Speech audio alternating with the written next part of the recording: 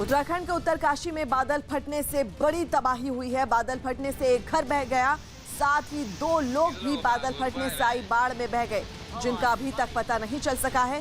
कुछ लोगों के फंसे होने की आशंका भी जताई जा रही है।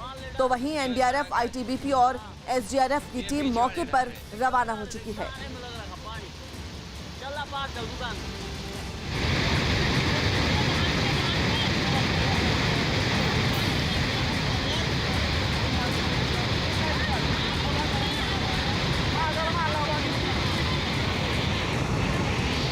कॉन्टीन्यूस रेन के कारण आज सुबह से जो इन्फॉर्मेशन हमें मिल रही है, आराकोट का जो इलाका है उसमें कुछ गाँवों में पानी बढ़ने के कारण नदी में कुछ मकानों की क्षति का और कुछ लोगों के फंसे होने की सूचना है। उसी क्रम में हमने डीएम शिमला से और डीएम देहरादून साहब से बात करते हुए वहाँ से आपदा प्रबंधन की टीम्स भिजवाई हैं। साथ ही हमारी चक्राता में आर्मी से भी बात हुई है ताकि जल्दी से जल्दी हमारी फर्स्ट रिस्पॉन्स पहुँच सके। हाँ जी, उत्तराखंड के उत्तरकाशी की तस्वीरें हम आपको दिखा रहे हैं, जहां पर बादल फटने से बड़ी तबाही हुई है और इसकी वजह से एक घर बह गया और साथ ही 2 लोग भी बादल फटने की वजह से बाढ़ में बहते चले गए, जिनका अभी तक कोई अता पता नहीं चल पाया है। हालांकि एनडीआरएफ, एसडीआरएफ की टीमें मौके पर तैनात हैं और कोशिश की जा रही है कि उन लोगों को सुरक्षित ढूंढ लिया जा सके। ये तस्वीरें हमारे दर्शक देख रहे हैं उत्तरकाशी में बादल फटने के बाद किस तरह से तबाही का मंजर है। दीपक बिष्ट हमारे सहयोगी नजदीक से नजर बनाए हुए हैं इस पूरे घटनाक्रम पर, हमसे सीधे फोन लाइन पर जुड़ रहे हैं। दीपक, आधिकारिक तौर पर कुछ बताया है प्रशासन की ओर से अधिकारियों ने कि आखिर इस बादल फटने के बाद किस तरह का नुकसान अब तक हो गया है? देखिए, अभी तक जो आकलन होगा वो पूरी तौर पर नहीं कहा जा सकता, क्योंकि जिस तरह के हालात अभी हैं वहाँ पर काफी, क्योंकि बाढ़ जिस तरह से आई है उसने आसपास के जितने गांव हैं उनको अपनी चपेट में लिया है। क्योंकि कुछ घर यहाँ पर जरूर इस बाढ़ में बहे हैं, लेकिन जो हालात हैं वो काफी खतरनाक है, क्योंकि पानी का बहाव काफी तेज है, मलबा उसके साथ पत्थरों के साथ आ रहा है, जिसके बाद बचाव करना बहुत मुश्किल है। वहीं फौरी तौर पर जिस तरह से टीमें जो बताया गया है, क्योंकि मोरी इलाका है उत्तरकाशी का, उसके पास में मकौड़ी गांव है जहां पर एक महिला भी दबी है, उसके साथ ही 5 से 6 लोग ऐसे हैं जिनका अभी तक पता नहीं चल पाया है। उन लोगों की तलाश करने की कोशिश की जा रही है।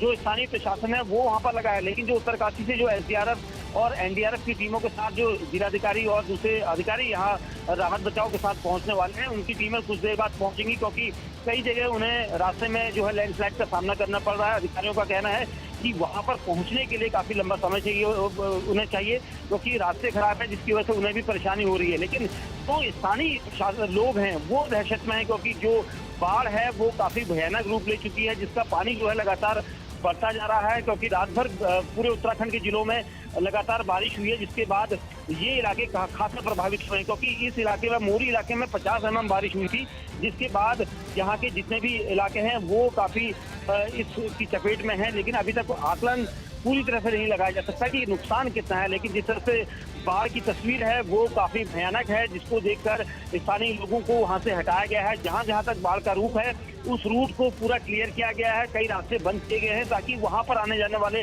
कोई वाहन या दूसरे लोग चपेट में न आए, क्योंकि बारिश लगातार जारी है उत्तराखंड में, जिसकी वजह से बाढ़ का पानी कम नहीं हो रहा है, जबकि बल्कि बढ़ ही रहा है। तो ये सबसे बड़ी समस्या इस वक्त है। लेकिन जब तक राहत बचाव कार्य शुरू नहीं हो पाता तब तक ये कहना मुश्किल होगा कि कितना नुकसान अभी है। लेकिन फिलहाल बाढ़ के हालात जो है बदस्तूर इसी तरह से जारी है। जी दीपक, आपसे जानना चाहेंगे जो लोग बह गए हैं उनकी अभी क्या जानकारी मिल पा रही है? देखिए, एक महिला और उसके साथ ही 3 से 4 लोग एक परिवार के गायब हुए हैं, जो अचानक बाढ़ में बहने की उनकी संभावना जताई गई है, क्योंकि अचानक बाढ़ का पानी आया, जिसके बाद संभलने का मौका नहीं मिला, क्योंकि जहां से बाढ़ का रास्ता था उस रास्ते पर उनके घर से यही वजह थी कि वो अचानक बह गए। जिसके बाद अब कोशिश ये की जा रही है कि उन लोगों के जो परिवार या दूसरे पड़ोसी हैं उनसे जानकारी जुटाई जा रही है, और जितने लोग हैं स्थानीय प्रशासन वहाँ के लोगों की जानकारी जुटा रहा है कि कितने लोग वहाँ पर रहते थे, कितने लोगों के घर बहे हैं और कितने लोग मिसिंग हैं। तो ये डाटा इकट्ठा किया जा रहा है, जिसके बाद पूरा आकलन लगाना होगा कि आखिर कितने लोग इस पूरी बाढ़ से प्रभावित हुए हैं। और ये तस्वीरें भी हमारे दर्शक देख रहे हैं, बादल फटने के बाद उत्तरकाशी में किस तरह की तबाही देखी जा रही है। कई लोग अब तक के इसमें लापता हैं।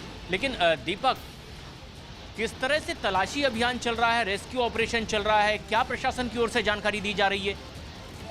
देखिए, सबसे बड़ी समस्या यहाँ पर रेस्क्यू ऑपरेशन में आ रही है, क्योंकि जो बाढ़ है वो इस कदर इस उफान पर है कि उसको संभालना मुश्किल है, क्योंकि उस पर जो नदी नाले जो इस वक्त उफान पर हैं वो सभी इस नदी पर आ जाते हैं, जिसके बाद इसका पानी का जलस्तर बढ़ जाता है। इन नालों को रोकने की कोशिश की जा रही है ताकि बाढ़ का पानी कम हो सके, लेकिन बारिश लगातार जारी है, क्योंकि आसपास के जो इलाके प्रभावित हुए हैं उनको तराशना जरूरी है, क्योंकि जो घर उसके बाढ़ के आने वाले मार्ग में हैं उनकी जांच की जा रही है कि कितने लोग यहाँ पर रहते थे, जिसके बाद उन घरों को नुकसान पहुंचा है। उस घर के वो जो परिवार के लोग हैं क्या घर के अंदर मौजूद थे या कहीं गए थे, ये भी जानकारी जुटाई जा रही, क्योंकि बीती रात से अचानक पानी बढ़ना हुआ था और उसके बाद ये सैलाब के तौर पर पूरे उत्तरकाशी के मूरी इलाके में ये सैलाब आया हुआ है, जिसके बाद अब प्रशासन कोशिश कर रहा है कि उन लोगों को तो बचाया जाए जो फौरी तौर पर आसपास के रहने वाले हैं, उनको दूर जगह पर रखा गया है। वहीं साथ ही जो दूसरी जगह जिन लोगों के बहने की सूचना है उन लोगों के लिए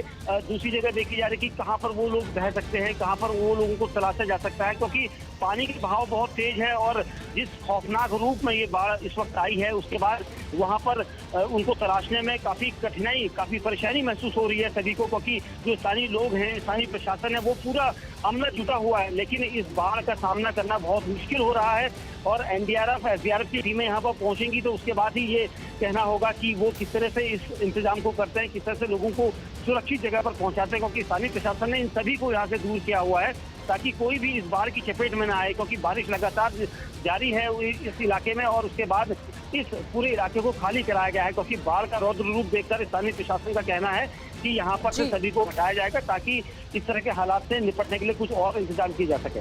जी प्रशासन बिल्कुल। और उत्तराखंड से बड़ी खबर आ रही है, जहां उत्तरकाशी में बादल फटने से बड़ी तबाही हुई है और बादल फटने की वजह से एक घर उसमें बह गया और साथ ही 2 लोग उसमें बह गए हैं और लगातार जो रेस्क्यू ऑपरेशन है वो जारी है, लेकिन बाढ़ का पानी और लगातार जो बारिश हो रही है उसकी वजह से रेस्क्यू में भी काफी दिक्कतों का सामना एनडीआरएफ, एसडीआरएफ की टीम को करना पड़ रहा है। हालांकि प्रशासन ये दावा कर रहा है कि टीमें लगा दी गई हैं, लेकिन हालात बद से बदतर नजर होते आ रहे हैं। दीपक, आपके तमाम जानकारी के लिए बहुत बहुत शुक्रिया। तो अब आपको जम्मू कश्मीर ले चलते हैं, जहां पर कठुआ में भारी बारिश के बाद वहां से बहने वाली उज नदी उफान पर आ गई। नदी का पानी रिहायशी इलाकों में घुस गया। एक गांव के 14 लोग सैलाब में फंस गए, जिनको एसडीआरएफ के जवानों ने रस्सी की मदद से रेस्क्यू किया।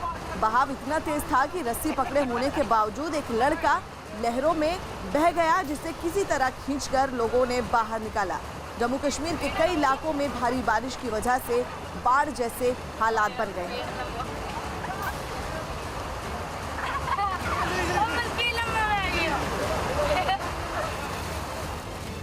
तो वहीं हिमाचल प्रदेश में पिछले कई दिनों से जारी भारी बारिश ने लोगों की परेशानी बढ़ा दी है। हिमाचल में ब्यास और सतलुज नदी में उफान है, जिस वजह से कई इलाकों में नदी का पानी घुस गया है। ये तमाम तस्वीरें हम आपको दिखा रहे हैं। कांगड़ा, मंडी, बद्दी, मनाली समेत कुल्लू में बाढ़ से हालात काफी बिगड़ गए हैं।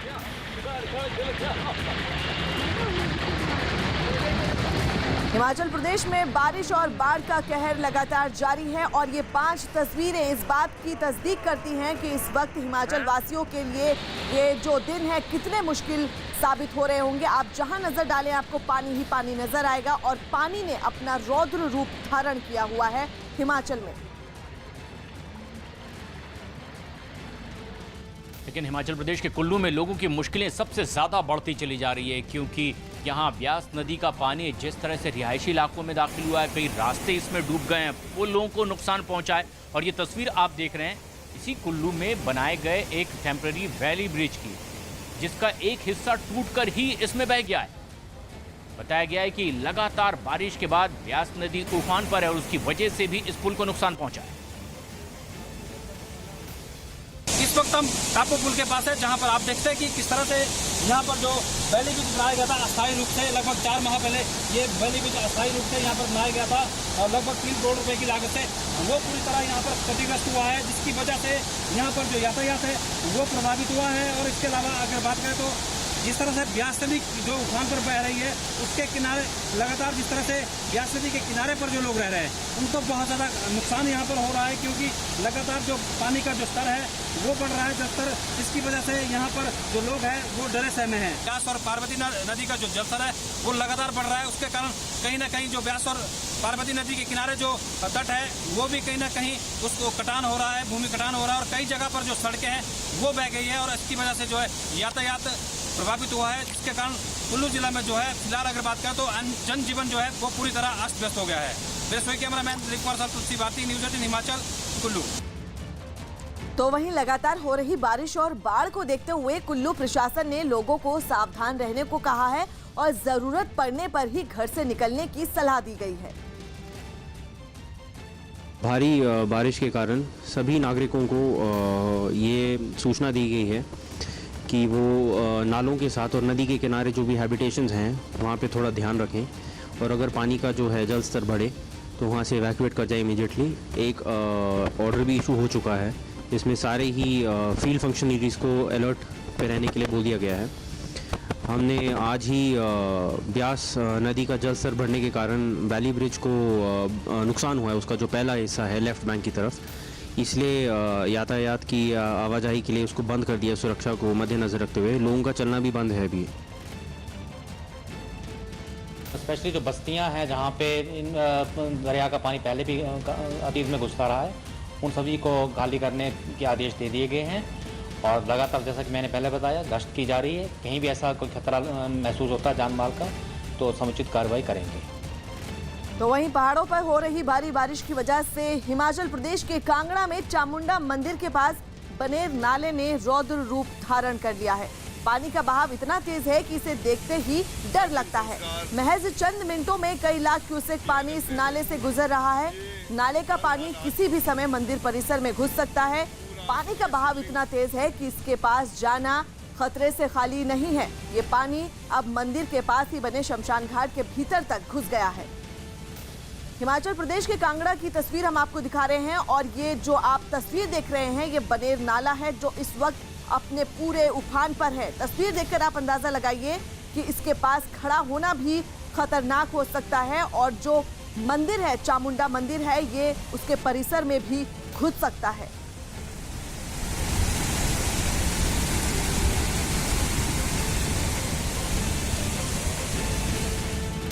कांगड़ा के बाद अब आपको बद्दी की तस्वीर दिखाते हैं। हिमाचल प्रदेश के बद्दी में भारी बारिश से चिकनी और खेड़ा नदी उफान पर है। नदियों का पानी कई इलाकों में घुस गया है। लोगों के घरों में 2 फीट से ज्यादा पानी भर गया है। बद्दी में चिकनी और खेड़ा नदी में उफान से सैकड़ों एकड़ में लगी फसल बर्बाद हो गई।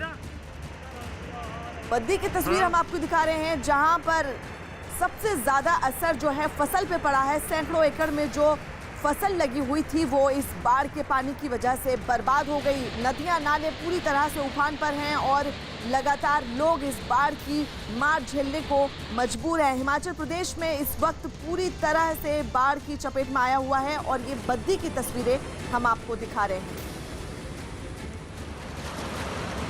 हिमाचल प्रदेश के मंडी में बारिश का विकराल रूप दिखाई दे रहा है। भारी बारिश से नदियां उफान पर हैं जिसका पानी निचले इलाकों में घुस गया है।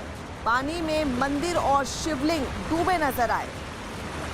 हिमाचल प्रदेश के मंडी की तस्वीर आप देखिए जहां पर ये शिवलिंग भी पूरी तरह से पानी में डूबा हुआ नजर आया।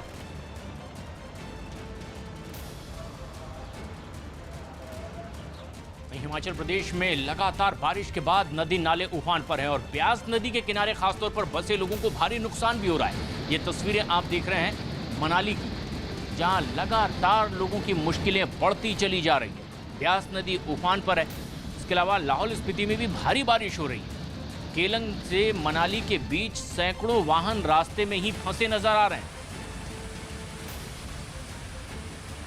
पर्यटन मनाली में एक बार फिर से ब्यास नदी ने अपने प्रचंड रूप में आ चुकी है और इसमें हम खड़े ब्यास नदी के किनारे पे जहाँ पे नेशनल हाईवे जो रोहतांग के लिए जाता है उस किनारे पे हम खड़े हैं। सबसे पहले मैं तस्वीरें ब्यास नदी की आपको दिखाना चाहूँ। आप देखते हैं कि किस तरह ब्यास नदी ने एक बार फिर से जो है अपना रुद्र रूप यहाँ पे धारण कर लिया है।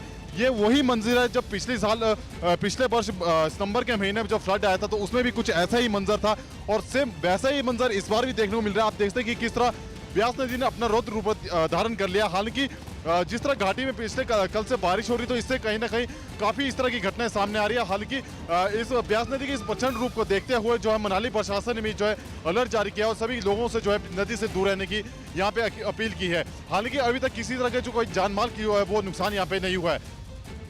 और अब बात करते हैं किन्नौर की। हिमाचल प्रदेश में लगातार हो रही भारी बारिश की परेशानी का सबब बनती जा रही है। भारी बारिश से हिमाचल में नेशनल हाईवे 5 पर पहाड़ का एक हिस्सा टूटकर सड़क पर आ गया। पहाड़ का मलबा गिरने से सड़क के दोनों तरफ गाड़ियां फंस गई।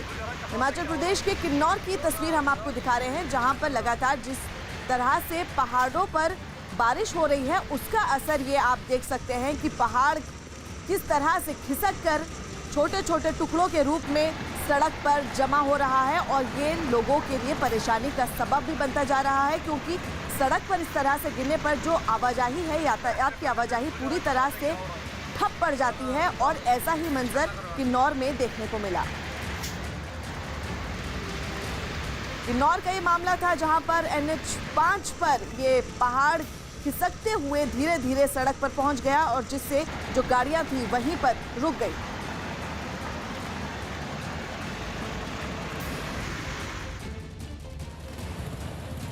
और देश के कई इलाकों में बाढ़ बारिश ने हाहाकार मचा दिया है। भारी बारिश से एक बार फिर देश के कई शहरों में नदियां उफान पर हैं और ये तमाम तस्वीरें हम आपको दिखा रहे हैं। और ये तस्वीरें बयां करती हैं कि इस वक्त आधा हिंदुस्तान बारिश और बाढ़ की मार झेल रहा है, जिसकी वजह से हालात ऐसे पैदा हो गए हैं कि चारों तरफ बाढ़ जैसे हालात बन गए हैं। लेकिन अब भी कई ऐसे इलाके हैं जो बाढ़ की चपेट में हैं और हालत वहां पर बदतर हो गए हैं।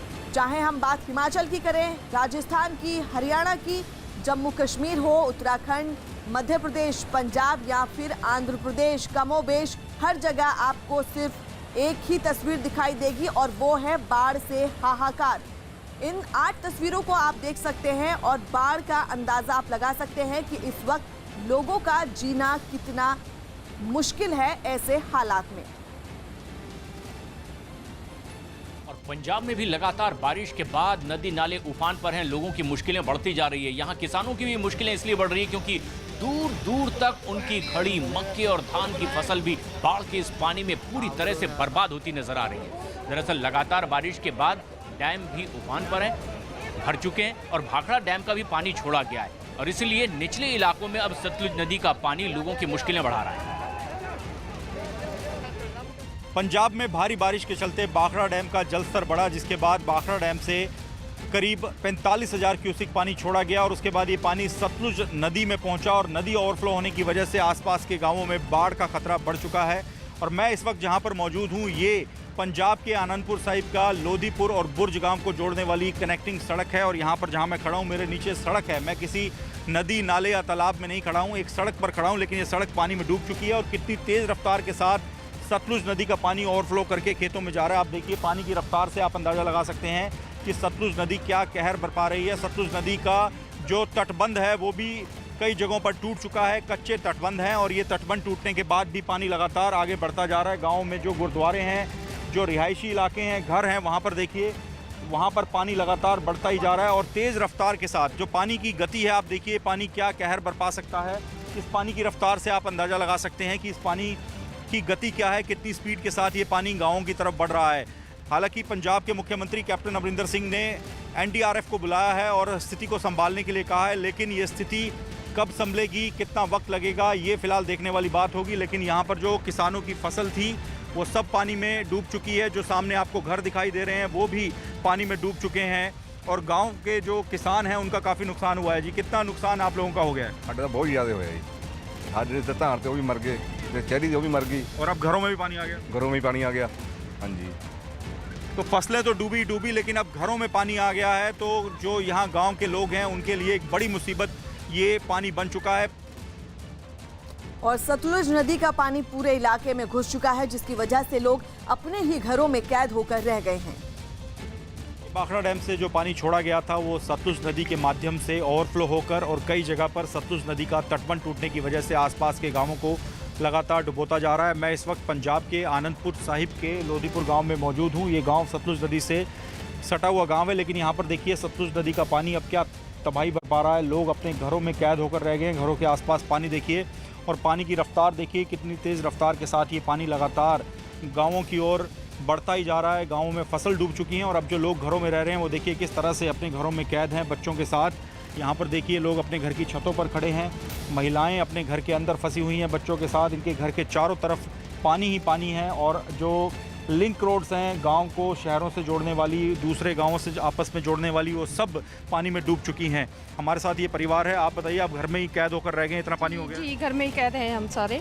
और यहाँ पे पानी में बहुत ज़्यादा पानी है, पूरे खेतों में, घरों में पानी आ चुका है और खाने की कोई प्रबंध नहीं है किसी के घर में। बेचारे सारे कोई छतों पे खड़े हैं, कोई कहीं खड़े हैं।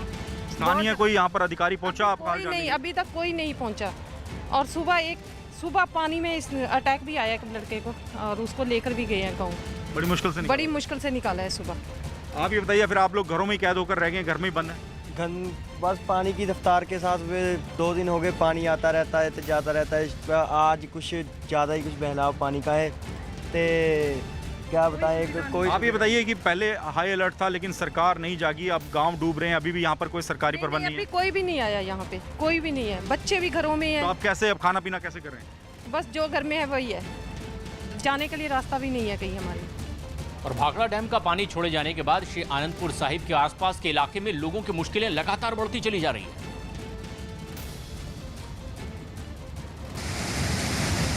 ये तस्वीरें आप देख रहे हैं, भाखड़ा डैम का पानी छोड़ा गया है और अब निचले इलाकों में लोगों की मुश्किलें बढ़ती चली जा रही हैं।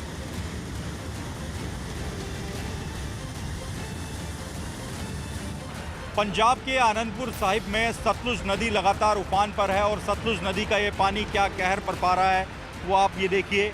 आनंदपुर साहिब में 6 ऐसे गांव हैं जो कि पूरी तरह से पंजाब के जो अन्य हिस्से हैं उनसे कट चुके हैं। जो रास्ते हैं उनके ये हालात हैं। आप देखिए पानी का बहाव देखिए, ये सतलुज नदी का पानी कितने तेज़ बहाव के साथ लगातार गाँवों में एंटर हो रहा है। गाँव के जो किसान हैं वो लगातार किस तरह से अपनी बर्बाद होती हुई फसल को देख रहे हैं। आप अंदाज़ा लगाइए, बुजुर्ग जो किसान हैं वो पानी में जाकर अपनी फसल को देख रहे हैं कि आखिरकार वो करें तो क्या करें। उनकी जो तैयार फसल थी धान की, मक्के की, वो सब यहाँ पर इस सतलुज नदी के तेज़ बहाव में बह चुकी है। और ये जो पानी आप देख रहे हैं ये कोई नदी या तालाब नहीं है, बल्कि ये जो पानी का तेज़ बहाव है ये सड़क के ऊपर है।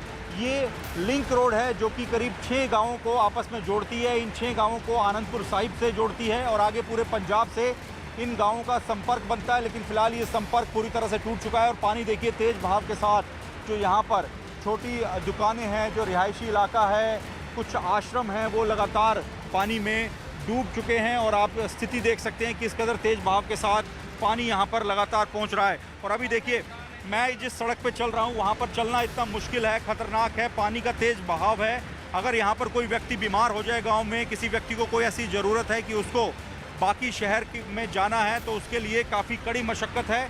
इस पानी में ना तो गाड़ी चल सकती है और ना मोटरसाइकिल चल सकती है। पानी का बहाव काफ़ी तेज़ है और प्रेशर के साथ ये पानी आगे बढ़ रहा है। आप बताइए कितना नुकसान हुआ है, कितने गांव यहाँ पर ऐसे हैं जिनका संपर्क बाकी पंजाब से टूट चुका है? कम से कम 7-8 गाँव है यहीं पे, क्योंकि आनंदपुर साहब के लागे पड़ता है 1-1.5 किलोमीटर से। हरियाल, चांदपुर बिल्ला, गाजीपुर, मटौर, बल्लोवाल, लोधीपुर, गुर्ज, जो कि सारी फसल बर्बाद हो चुकी है और यहीं पे निकलने का रास्ता। पानी इतने तेज बहाव के साथ आ रहा है, स्थानीय प्रशासन ने कुछ किया इस पानी को रोकने के लिए? पानी को रोकने का कोई प्रबंध नहीं किया। जो दरिया का पानी को बांधना, कोई बांधने नहीं लग रहा। पहले हाई अलर्ट था तब भी कोई इंतजाम नहीं किया? कोई नहीं किया। तो भाखड़ा डैम से जो पानी छोड़ा गया वो यहाँ पर उसकी सूचना दी थी, पर उसका क्या करेगा, बारिश ज़्यादा पड़ रही है। हर साल ऐसे ही होता है? हर साल ऐसे ही होता है, फसल हर साल बर्बाद होती है। उसके बारे में प्रशासन हर साल ऐसी बर्बादी होती है? हर साल ऐसे होती है जी, बर्बादी होती है, फसल की बर्बादी होती है जी। कई सालों में हो रही है, डंगा बांधेंगे बांधता कोई नहीं। तो ये गांव के बुजुर्ग बता रहे हैं कि हर साल ऐसे ही होता है। भाखड़ा डैम से जो पानी छोड़ा जाता है वो सतलुज नदी में आता है, जिसके बाद सतलुज नदी ओवरफ्लो होती है। और आप देखिए ये खेतों के बीच में से होता हुआ पानी, किसानों की जो महीनों की मेहनत है वो सब कुछ साथ में बहाकर ये पानी तेज बहाव के साथ जो यहाँ पर करीब 6 से 8 गांव हैं उनकी तरफ बढ़ चुका है और वो गांव पूरी तरह से डूब चुके हैं। गांवों की तरफ अब जो मदद आएगी वो कैसे आएगी, क्योंकि गांव की सड़कों के हालात यहाँ पर देखिए किस कदर तेज बहाव के साथ यहाँ पर पानी जा रहा है और यहाँ पर चलना बेहद ही मुश्किल है। जितने लोग यहाँ पर आप मेरे साथ दिखाई दे रहे हैं और मैं खुद यहाँ पर, अगर आप ऐसे मजबूती के साथ पैर टिकाकर खड़े हो जाएं तो रुक सकते हैं, लेकिन अगर चलने की कोशिश की जाए तो चलना बेहद ही दिक्कत भरा है, क्योंकि ये पानी का तेज बहाव अपने साथ ही बहाकर ले जाने की कोशिश करता है। इस पानी के बीच में से निकलना आसान नहीं है। तो आप ये स्थिति समझ सकते हैं, बाखड़ा डैम से जो पानी छोड़ा गया वो आनंदपुर साहिब में जो सतलुज नदी के किनारे गांव थे उनके लिए मुसीबत बन चुका है। सतलुज नदी के कई तटबंध टूट चुके हैं। तेज बहाव के साथ पानी लगातार गांवों को डुबोता जा रहा है। पंजाब के आनंदपुर साहिब से कैमरामैन चमन के साथ मोहित मल्होत्रा, न्यूज़ 18 इंडिया। तो दूसरी ओर हरियाणा में भारी बारिश की वजह से यमुनानगर के हथनीकुंड बैराज से 2,57,000 क्यूसेक पानी छोड़ा गया है। हथनीकुंड बैराज से पानी छोड़े जाने से यमुना नदी का जलस्तर बढ़ गया है। यमुना नदी का जलस्तर बढ़ने से दिल्ली और हरियाणा के निचले इलाकों में बाढ़ का खतरा और बढ़ गया है। बताया जा रहा है कि हथनीकुंड बैराज से छोड़ा गया पानी अगले 72 घंटे में दिल्ली पहुंचेगा, जिस वजह से यमुना नदी के आसपास के इलाकों में हाई अलर्ट जारी किया गया है। लोगों को सुरक्षित जगहों पर जाने की हिदायत भी दी गई है।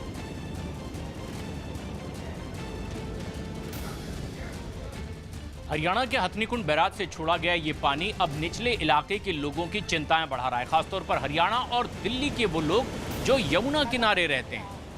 दरअसल अब 48 घंटे बाद अगर यहां हथनीकुंड बैराज से छोड़ा गया पानी पहुंचता है तो लोगों के लिए खतरा किस कदर बढ़ने लगेगा, बता रहे हैं हमारे सहयोगी जावेद। हरियाणा के हथनीकुंड बैराज से लगातार पानी छोड़ा जा रहा है, जिसकी वजह यह कि दिल्ली में यमुना का जल स्तर लगातार बढ़ रहा है। सुबह 10 बजे 4,30,000 क्यूसेक पानी हथनीकुंड बैराज से छोड़ा गया था, जो अगले 36 से 48 घंटे में पहुंचेगा। लगातार छोड़े जा रहे पानी की वजह से आप देखेंगे कि यमुना का जल स्तर कुछ बढ़ा है। यहाँ पर देखेंगे पानी का बहाव भी तेज़ है।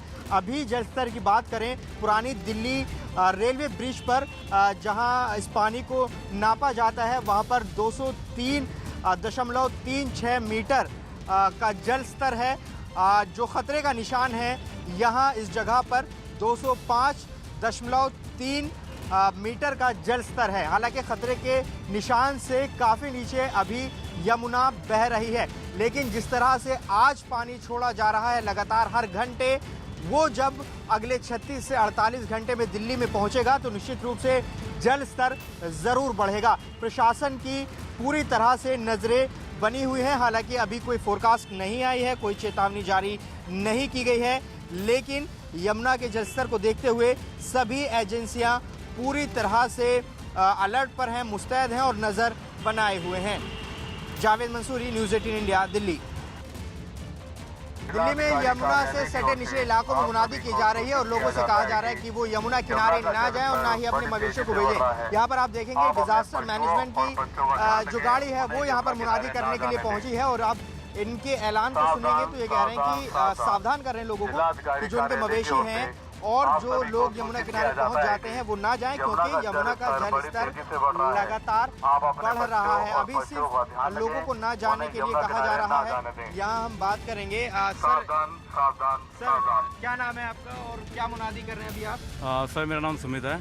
हम यहाँ मुनादी कर रहे हैं कि लोगों को अवेयर करने आए कि यमुना का जल स्तर बढ़ रहा है, तो अपने बच्चों और पशुओं का ध्यान रखें, उन्हें यमुना किनारे ना जाने दें। अच्छा, अभी जल स्तर लगातार जिस तरह से बढ़ रहा है तो क्या इसकी ज़रूरत पड़ सकती है कि इन लोगों को शिफ्ट किया जाए, जैसे हर साल जल स्तर बढ़ने पर किया जाता है? हाँ सर, हो सकता है अगर यमुना का जल स्तर आगे और बढ़ता है तो हम इनको कोशिश करेंगे कि ऊपर शिफ्ट करने के लिए भी कहा जाएगा कि आप ऊपर शिफ्ट करें, अगर यमुना का जल स्तर आगे बढ़ता है तो किस तरह की तैयारियाँ की गई हैं किसी भी आपदा से निपटने के लिए डिज़ास्टर मैनेजमेंट की तरफ? सर, अगर यमुना का जल बढ़ता है तो हम इनके लिए ऊपर कैंपिंग का अरेंजमेंट भी कराएंगे, जिनसे इन लोगों को ऊपर रहने की दिक्कत ना हो। तो यहाँ से अपना सारा सामान शिफ्ट करके ये लोग ऊपर जाएंगे, इनके लिए हमने टेंट का बंदोबस्त किया जाएगा बाद में। तो देखिए, प्रशासन पूरी तरह से मुस्तैद नज़र आ रहा है और यहाँ ये लोग जो है मुनादी कर रहे हैं, लोगों से कह रहे हैं कि वो यमुना किनारे ना जाए और ना ही अपने मवेशियों को भेजें। यमुना से सटे इलाकों में लगातार मुनादी हो रही है। अभी हम जहां खड़े हैं ये इलाका यमुना से सटा इलाका है, डीएनडी के पास। ये झुग्गियां यहाँ पर आप देखेंगे, यहाँ झुग्गियों में लोग रहते हैं, बेहद यमुना के किनारे ये लोग रहते हैं। साथ ही अगर मैं आपको दिखाऊं तो यहाँ पर डिजास्टर मैनेजमेंट की टीम है जो कि मुनादी कर रही है, लोगों को सावधान कर रही है कि वो यमुना के किनारे ना जाएं, क्योंकि जलस्तर बढ़ रहा है। ना वो खुद जाएं, ना ही अपने मवेशियों को वहाँ भेजें। तो ये मुनादी लगातार चल रही है। आपको बता दें कि जिस तरह से हथिनीकुंड बैराज से लगातार पानी छोड़ा जा रहा है, उससे दिल्ली में यमुना का जलस्तर बढ़ रहा है और प्रशासन पूरी तरह से सचेत है। कुछ लोग हैं हमारे साथ बात करने के लिए।